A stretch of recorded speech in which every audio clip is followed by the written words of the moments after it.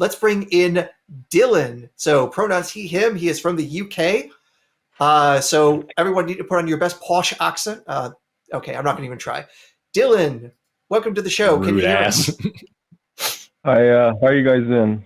Can you hear me? Really well. Yes. Yeah, so I'm an idealist. So in simple terms, I think it just means that I think consciousness is like a fundamental feature of the universe, and all other properties could probably be derived from that. Just to explain what idealism means, because I did have other questions in my submission here. Can I just try to understand that a little bit better? So like, I think, so the materialism would be the concept that material physical reality is a thing that we exist in, and our consciousness is a part of that reality. You're saying that that reality is dependent on our consciousness. It's contingent, that our consciousness comes first, and that reality is born of that consciousness. Is that right? Yeah, that's correct. I would describe it as materialism would want to reduce, so like conceptually reduce consciousness to physical properties, and an idealist would reduce physical properties to consciousness, basically. Can you explain, because I want to make sure I'm not misunderstanding. Can you please explain to me how that's different than hard solipsism, saying my mind is all that exists and everything around me is just a product of my mind? Yeah, so solipsism would, or solipsists would posit that there is only their mind. An idealist would posit that there are minds outside of my own, and that there exists an external reality, but that external reality is mental. It's consciousness. So, but a solipsist would say that it's only their mind, and everything else is like they're all philosophical zombies or what have you, right? Gotcha. Okay, I think I understand. I just want to make sure we're on the same page. Okay. Yeah, fair enough. Also, I guess as a clarification, Dylan, so my understanding is, just like any school of philosophy, there are many different versions of that. So you had mentioned the chat, idealism, you mentioned panpsychism. The original or the most foundational idealists like Berkeley basically believe the ultimate mind is God, and that's where everything comes from, ultimately the consciousness of God. Panpsychism can be atheistic. So where do you land on that spectrum? How are you, what kind of idealism are you aligned with? Yeah, that's a good question. And yeah, I respect Berkeley a lot, but I don't fall into his category. So I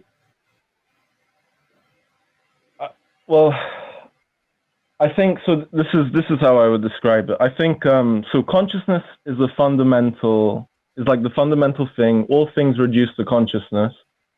But I also think everyone is kind of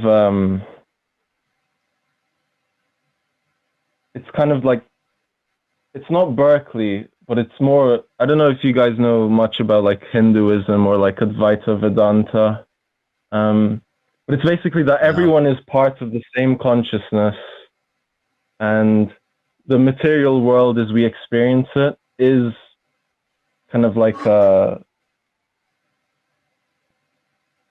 it's like when you dream, right? When you have a dream, you experience like this whole other world, but you aren't actually separate from that world. It's all part of like, it's one mind, kind of. So it's that kind of idealism where like I imagine that reality as we experience it is a dream in the mind of some ultimate consciousness. And yeah, I don't know if that clears anything up. Maybe that made things worse, but okay. Honestly, that makes you sound more like Berkeley than you first let on, because that's basically Berkeley's position, except out of Christian theism rather than Hinduism. Yeah, well, the thing with Berkeley is that he thinks that for a world to exist, you have to perceive it, and I take a different stance where I just think that being the world itself, So like I think the world itself is its own. It's a representation of a conscious experience. So I don't think any god has to watch over it, which is what Berkeley posits. So it's like Yeah, Alan so I Watts. just think, yeah. You could say that I'm basically on the same page as Alan Watts. Yeah, you could say that. Yeah. So Alan Watts is the guy who's like, you at this moment are a part of everything in the universe. You are running the sun right now because it's just a part of you, because everything's a part of everything, and your consciousness is a part of the big consciousness that runs the whole universe. Is that? Yeah. I'm familiar with him because I actually used to believe that stuff when I was at the very end of my deconstruction. I believed in Alan Watts and his whole thing for a minute. Okay, I just want to make sure. So, like, two questions. First one is what specifically are you wanting to talk about, and the second one is, are we going to be able to talk about that without using a whole bunch of like super esoteric philosophical terms and name dropping a bunch of random philosophers? Because like I'm not equipped for that. Okay, and that's completely fair, and I'll refrain from doing that. We can easily have this conversation without that. Sick. I guess like, so we could probably start at like what you guys think of, like what are your guys like? What is your understanding of the hard problem of consciousness? I guess that's a good place to start.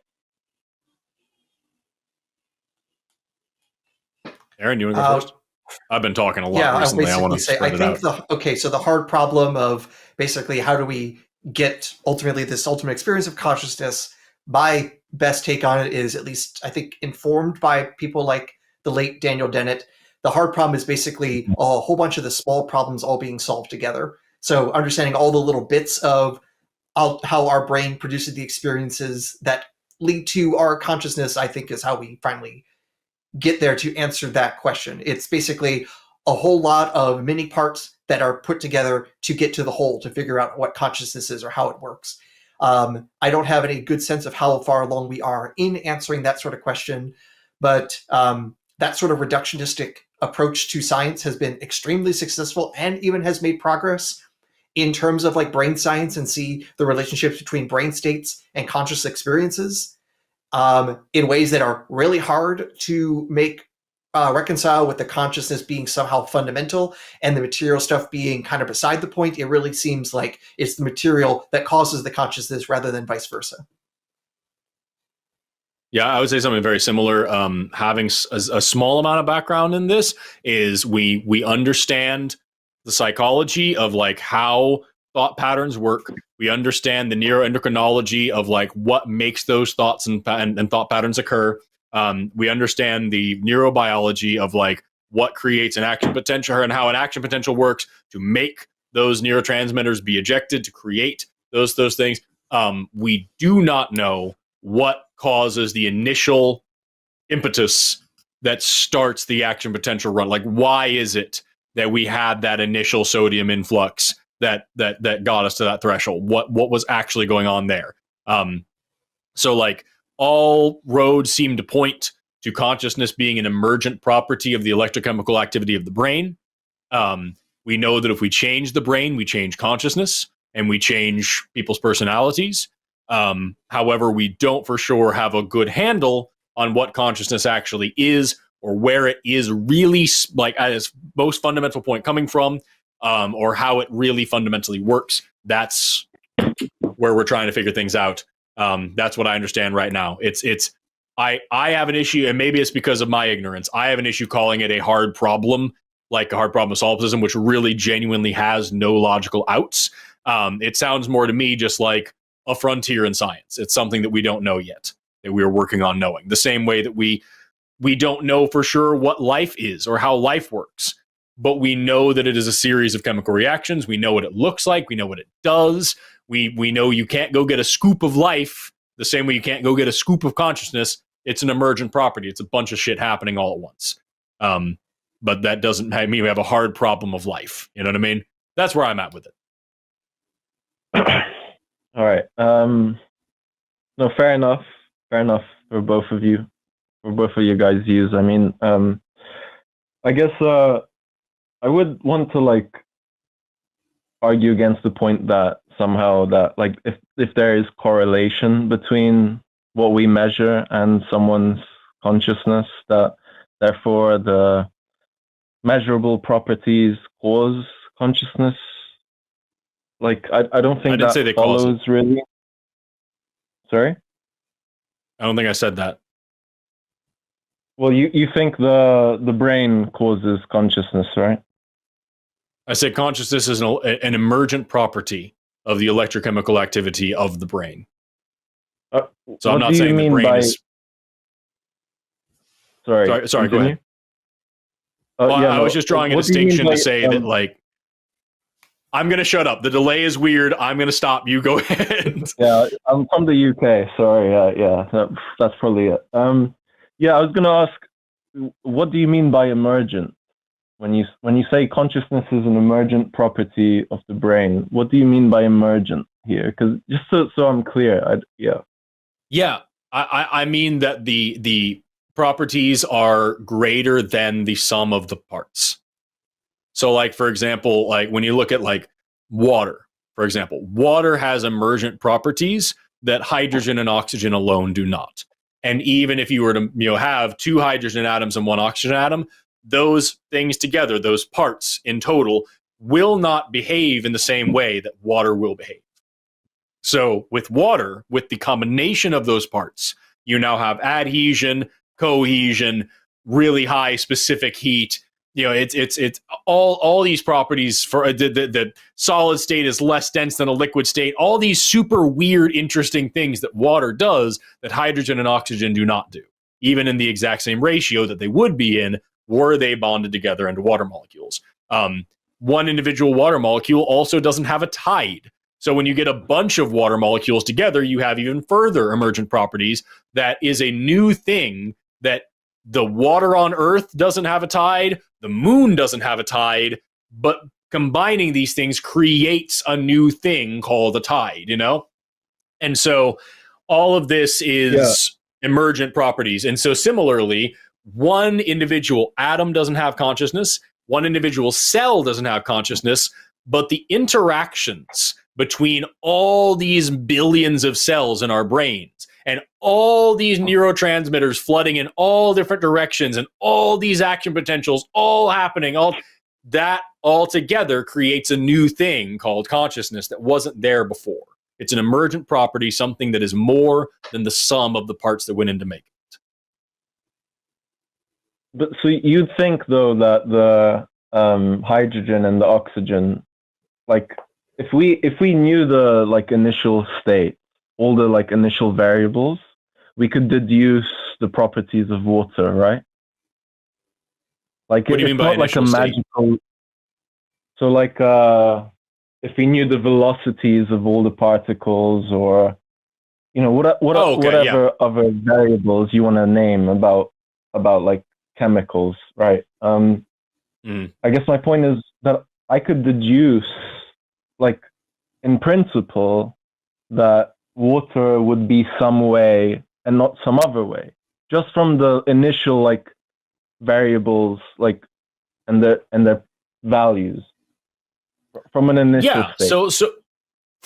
So knowing, if we knew like the shape of the molecule and what kind of atoms made the molecule, you could then, you could make a lot of predictions that would be at least mostly accurate. That's the whole point of like Vesper theory, is like you can now tell, okay, this is because of this information now, I can determine the shape of this thing. I can determine how it's going to interact and what kind of intermolecular forces it's going to experience. This is probably a little bit more up Dylan's, a little bit more up Aaron's alley than mine. But like if you understand the things that are going into it and what it's doing, you can understand a lot about what it's going to do next. That's right. Me as not a chemist explaining a little bit about how that works. Yeah, but my point is that like these properties, like that you call emergent, the thing is that they're emergent, but they're deducible from more fundamental properties, I would think. So if I knew everything about these these hydrogen molecules, these oxygen molecules, I'd be able to deduce the behavior of the water, right? So it's emergent, but it's also like reducible to something more fundamental, right? And I could predict the behavior. Are you then going to try to make a point about like determinism and say, therefore, if everything is physical, we can then determine, we can deduce all the behaviors a person is going to have and all the things they're going to think and feel, and we can now map out consciousness? No. I'm not going down that route. That's certainly a route I can take, but the kind of angle I'm going at this from is that, like, I could know all the properties of any atom or any collection of atoms. I could know the like physical laws that dictate the behavior of those atoms, and all those laws, all those like properties that I know from the initial state, they're just going to tell me about the behavior of a physical state. They're not going to tell me like that consciousness exists. They're just going to tell me, like, if I say at time t equals 10 seconds, whatever, like I'll know like the energy states, I'll know, the momentum of these particles, but it doesn't, like, no physical theory will ever like tell me that, oh, and now there's something it is like to be that physical system. There's something it is like to be that particle group or collection.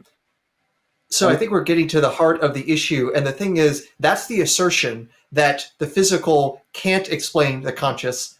And it's basically that, is an assertion. I don't know how it can be, therefore physical can't be the explanation. And I think that's where we're going to be kind of at a crossroads if we can't say how to argue one way or the other. Simply that saying, I don't see how the physical can give us consciousness, therefore it doesn't. That's not going to push us in convincing us one way or the other. I think you're trying to accuse me of like a God of the gaps thing here, and I don't think that's what I'm doing, because not what I got out of it. Well, I don't think science or any physical theory you could think of, it's an in principle thing, right? Like, science tells us what nature will do. It'll give us a description of the behavior of nature. But the behavior of nature, like, I could predict everything you will do. For example, I don't know, Forrest, or I could predict everything you do, but that doesn't tell me anything about what it is like to be you, right? Like, there's a phenomenal aspect to what it is like to be Forrest, and my physical theories, despite being predictively powerful, they're not going to tell me anything about what it is like to be you. So I guess that's just I would say phenomenology. you can actually predict. Here's the thing, Dylan. If you had some sort of model that you could predict, let's say in an hour, the pace that Forrest is going to walk out of the room, and exactly how much water he's going to drink, and what sort of sound he's going to make after drinking that, and exactly what angle he's going to tilt his head, and you could do this like all in advance, I would say you probably understand what's fundamentally going on in his mind and his conscious experiences if you can describe things at that level of precision, at that level of accuracy. To say that we explained everything, we can predict everything, but we don't understand, seems incoherent. I can predict where Mars is going to be in the next 1,000 years, but I don't know what gravity is. It's like, no, clearly you know what you're doing. No, that's not what I'm saying. That's not what I'm saying. I'm saying I could like predict all of sorry to use you as an example here, Forrest, but I could predict everything that Forrest will do. But why, like, let's say that I don't know anything about consciousness. Let's say, like, well, no actually, one Dylan, ever here's the told thing. me If about you the could predict concept. everything Dylan, if you could predict everything Forrest is going to do, that means you have to predict his thoughts, because his thoughts pretty strongly correlate with what he does. Yep. Yeah, but, well, when you say I predict his thoughts, that's a bit ambiguous, because I don't know what it is like to be Forrest, even though I can If you can It's predict weird. everything There's he can nothing do about- or will if do, I predict- you must know his I just thought really processes. say this. You'd have to make those predictions. Otherwise, there'd have to be a complete disconnect between your conscious experience and the things you actually do in the real world. If you think the two are completely disconnected, I think you think humans are much weirder than I think they are. Well, no, I don't know. I don't mean to be rude, but I do feel like you're begging the question a bit there, because I think that there is a difference between the behavior of a system and what a system actually is in itself, like what the essence of that system is. So, the point I was trying to make by saying here's I where you're could misunderstanding me on an important thing. I'm saying if you can predict the behaviors, if you are predicting a person's behaviors based on their thoughts, you have to be predicting their thoughts. Well, why? Wait, hold on. I didn't say based their on their internal thoughts. world to then say what will be the expected behaviors based on that internal world. Yeah, I didn't say based on Forrest's thoughts. I didn't say I was predicting his behavior based on that. Look, I'll just quickly say this really quick. I don't want to be misunderstood, so I'll just do it really quick. I think I could predict all, like, so let's say materialism is true, and I know all of like Forrest molecules. I know all the atoms, the position they're in, the momentum, the spin, the charge, whatever, right? And let's say if materialism is true, I can predict all of his behavior, right? Like I'll know what he does in 10 years, let's say, or I don't know, in 5 seconds, whatever. And the thing is that me knowing all of these properties, they only tell me about what future states will do. They don't tell me what they are, right? So if Forrest is conscious, if there's something that is like to be Forrest, like me knowing the particles, what they will do, their physical properties, their charge, spin, momentum, whatever, you name it, they're not going to tell me anything about the phenomenality of being Forrest. It will only tell me what the physical system will do in a future This state. always feels like the question begging part. You're saying there is no way the physical can explain or can tell us anything about the internal experience of Forrest. But the thing is, that's just been the assertion. And the thing is, you can't just keep asserting it over and over again and saying you're being misunderstood. You're just asserting, if we know the physical, we still can't know the intrinsic. And that is a mere assertion. Also, I just want to point out, like, we're talking about phenomenology here. We're saying that, like, I have a particular experience in the world and it's unique to me. And no matter how much you know about me physically, you can't know how I feel and experience and blah, blah, blah. What does any of this have to do with, we got here from water. Water doesn't have an experience. Water doesn't have consciousness. Water doesn't have an experience of the world that what does it feel like to be water? The math is sufficient for water. So, like, if we're talking about anything other than a human or any sentient being, then, like, the math is just fine. It doesn't have thoughts to worry about. It doesn't have experiences to worry about. It doesn't have any kind of esoteric, whatever you're trying to bring into the equation here. You're just applying this to me.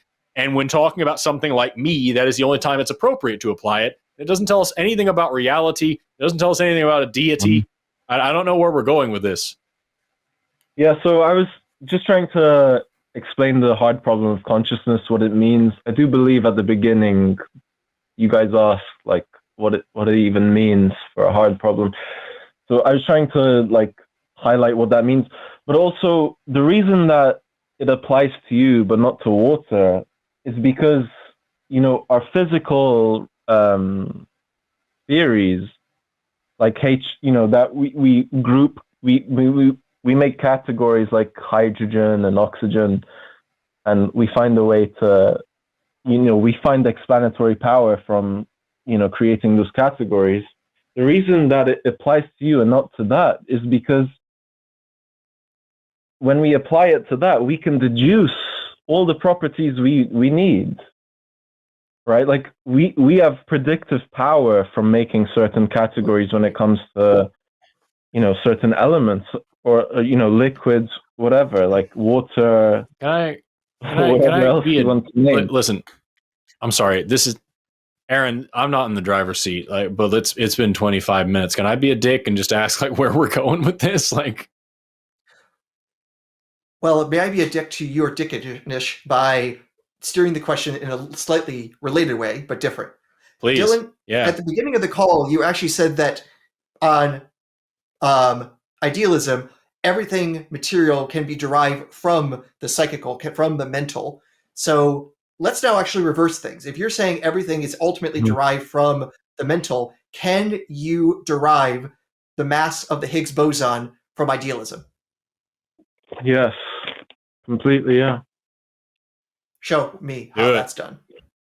So I think mathematics is a mental construct. Science is basically... Mathematics is a language. It's a way of describing things, so no. Sorry?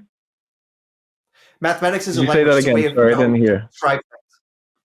Mathematics is our way of describing things. It's effectively a language. Yep. It's our way of describing what's going on. And the Higgs mechanism, we use mathematics because of its extremely useful nature to us. It's a very precise language.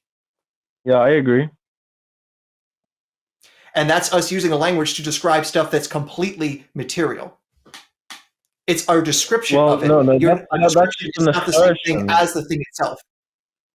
But wait, hold on. That's an assertion, right? Like, we don't know that it's completely material or devoid of consciousness. We simply find observation within our conscious You just claimed earlier that you can derive the Higgs boson's mass from idealism, and you're just saying math. Yep. No, wait, hold on. Because materialism is an interpretation of science, just as idealism is. So don't act like I'm making some unjustified step. We're in the same position here.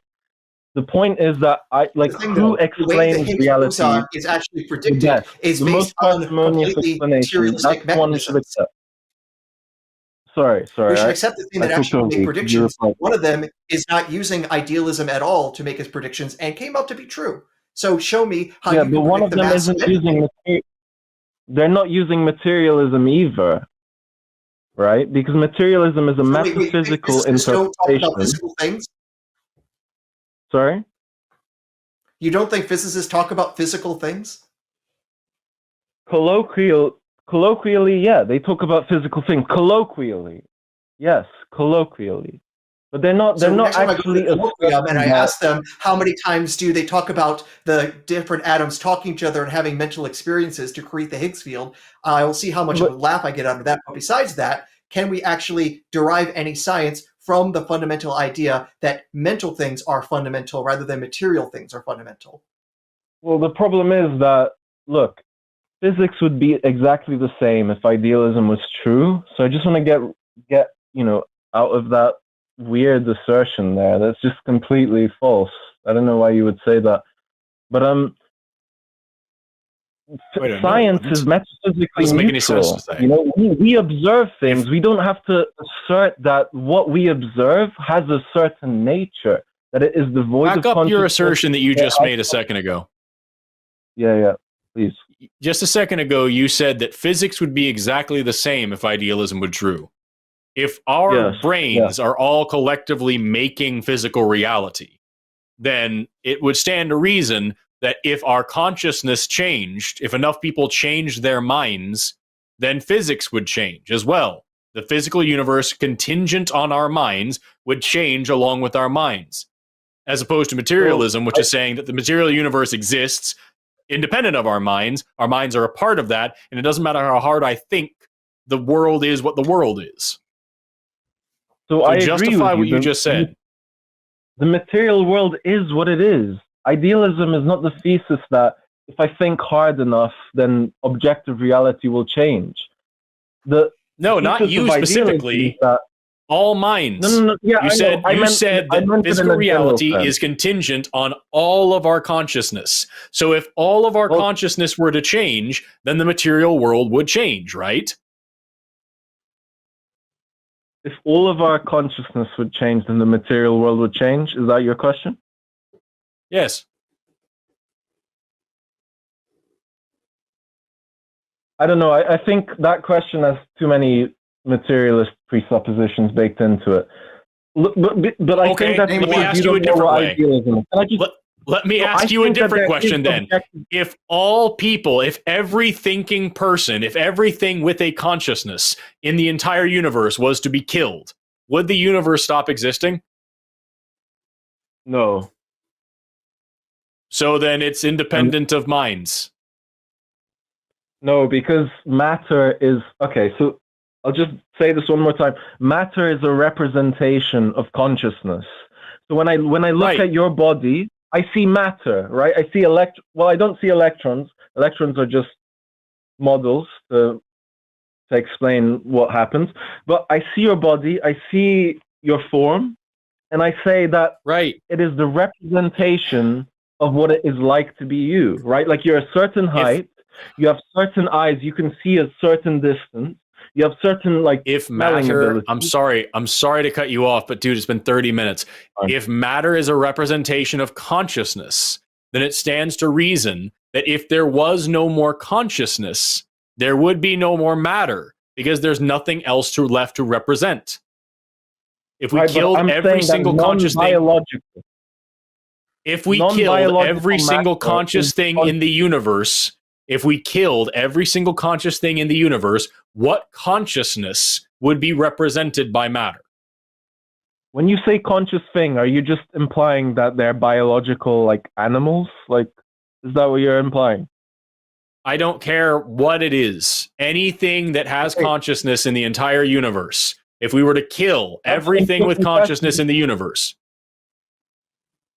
If you killed everything with consciousness, and you killed the universe itself, I think non-biological matter is a representation of some universal mind.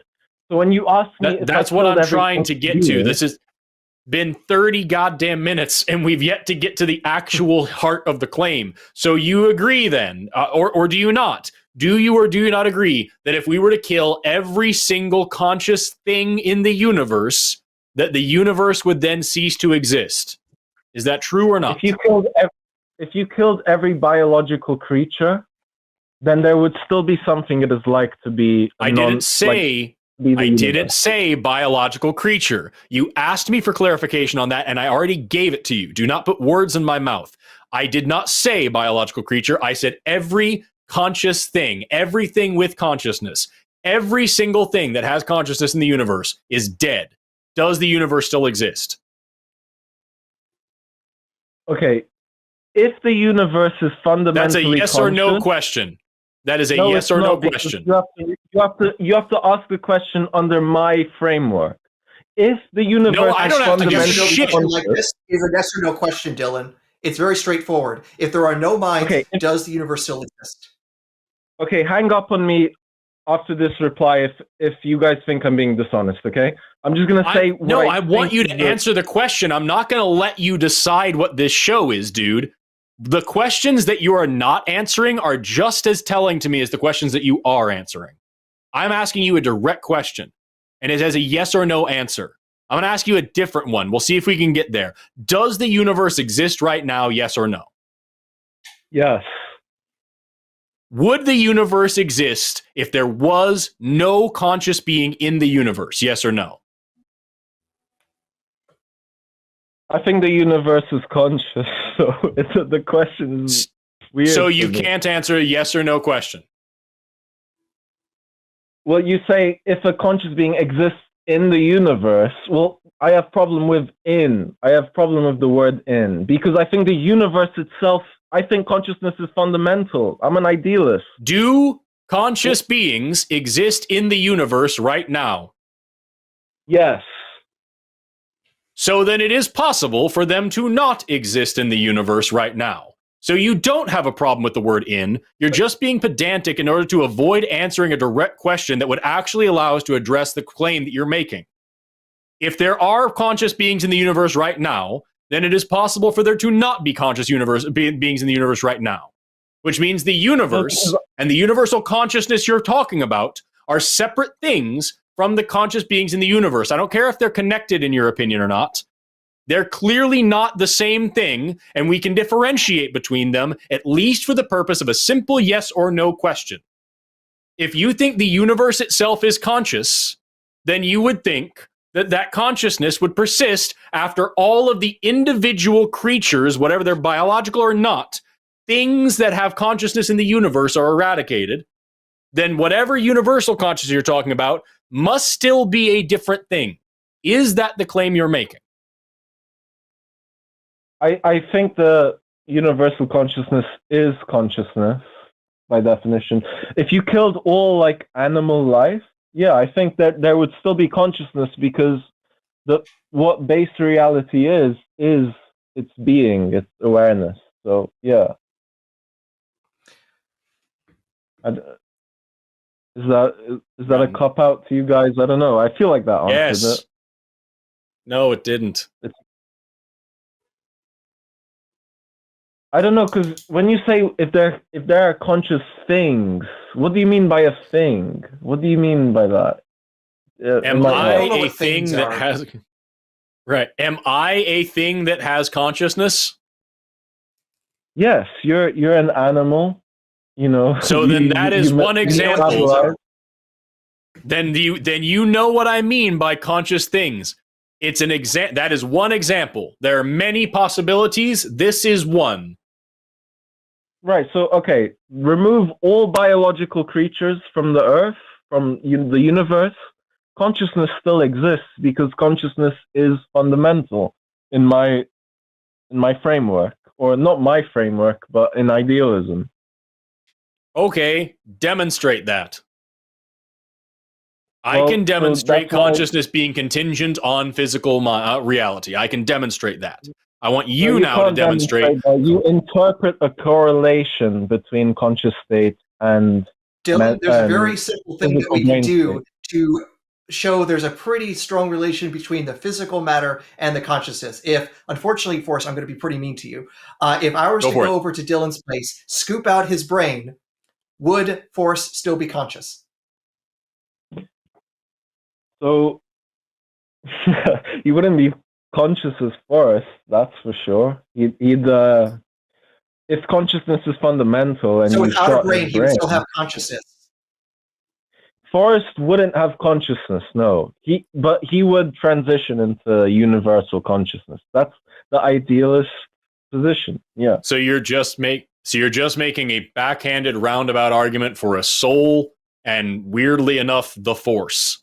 That's where we're getting to. No, actually, Panpsychism and idealism is it's not as unpopular as you would think on this show. It's funny. You said that just as I looked over, and we've got 2 or 3 people in the chat saying this crap sounds like Panpsychism. Mm-hmm.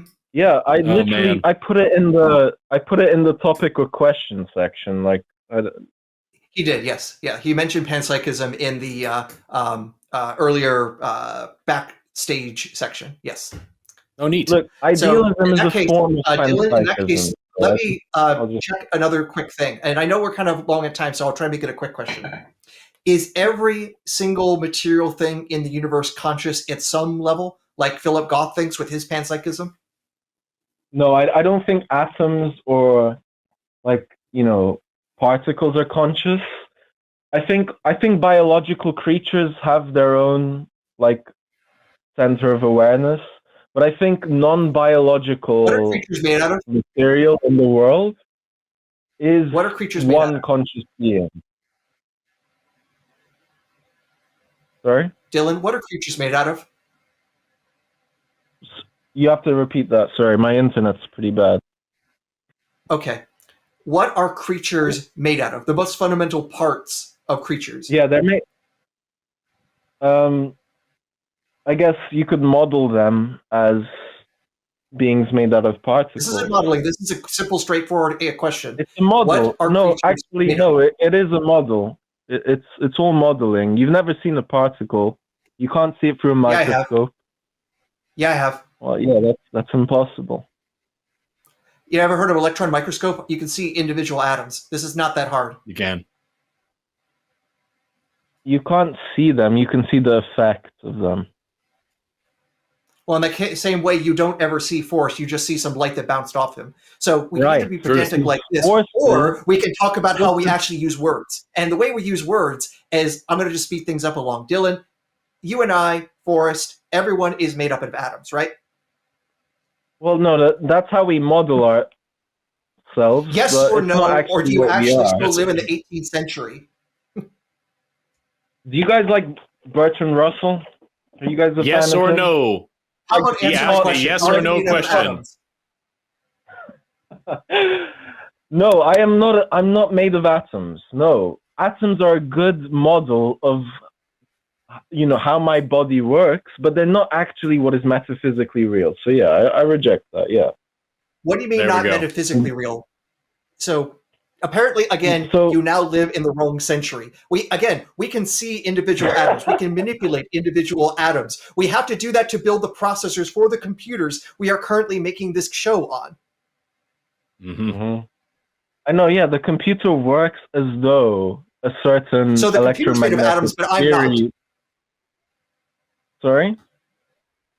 The computer's made of atoms. Could you We're sure repeat of that, but I'm not made of atoms. You're not sure about that?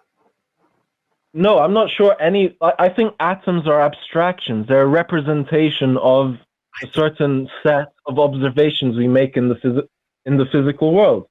We see Aaron, I think we see one thing, we see another thing, and then we create a connection between them, and then we have a physical theory. That's it. When you're done, Aaron, I think I have something. I think I understand. When you're done. Okay. So here's the thing. So Dylan, I just need to kind of cut to the chase here. Our model of atoms, which happens to work pretty fucking good, so much so that there's Yeah, just it works nothing else well. that I competes know. with it. Yeah. Oh, yeah. Like literally Let's nothing go. else competes with it. So if you want to say we're not made out of atoms, the onus is not just on you, but there's like 11 Nobel Prizes you're going to have to earn to overthrow that. But so let's stick with what we actually can show. We're made of atoms. So- If you agree that the atoms themselves are not conscious, but we are, that means the assemblage of atoms produces consciousness. That's emergence, which is exactly what we were talking about at the beginning. Thanks. We wasted our time for the last 40 minutes. Yeah, but no, it doesn't mean that. That's a non sequitur. First of all, Actually, I Non sequired sequitur. quite well today. Thank you. It's the non-sequitur. Yeah, you can't just say things that make sense. Aaron, what the fuck's wrong with you? okay. So first of all, right?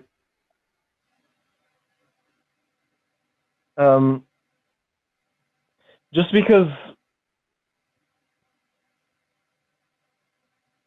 I'm gonna go and help you here, Dylan. I think I understand.